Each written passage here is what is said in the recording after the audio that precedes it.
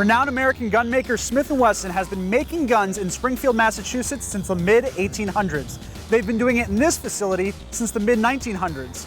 This week on American Rifleman Television, it's all about revolvers, so let's step inside and see how they're made.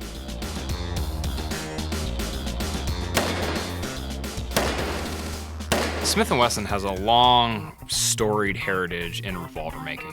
From the first 38 S&W special cartridges all the way through the Smith & Wesson Model 10 up to today's modern Smith & Wesson 500 X-frame revolvers, which really push the limits of, how large of a caliber you can have in a revolver platform.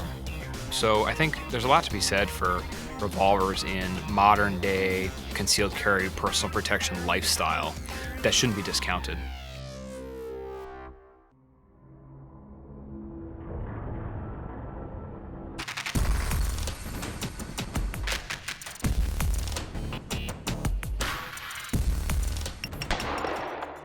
Well, this week we're taking a look at a new firearm from Winchester. This is called the Winchester Wildcat. This is a .22 long rifle, chambered, semi-automatic, 4-pound gun. The gun has a section of molded-in Picatinny rail on top. It's got an aperture rear sight that is adjustable for windage and elevation, and then it's got a blade-style front sight that screws to the barrel. The bolt is closed, the magazine is out.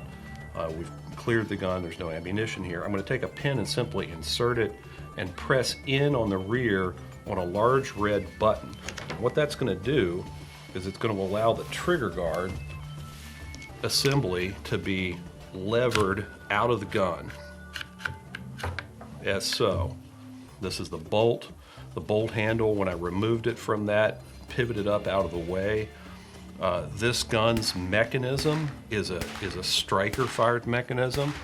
It's not a hammer-fired gun.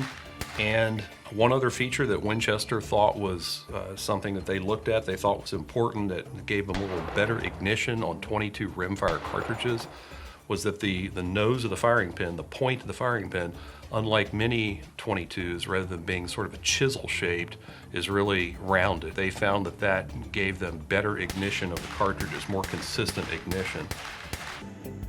The Martini-Henry is an icon of the British Empire. In that span that it was issued from the 1870s until the adoption of Lee Enfields, that was a time in British imperial history that there was quite a lot going on, and in particular the Zulu War. If you think about British troops in far-flung parts of the empire, odds are you're thinking about them with a Martini-Henry.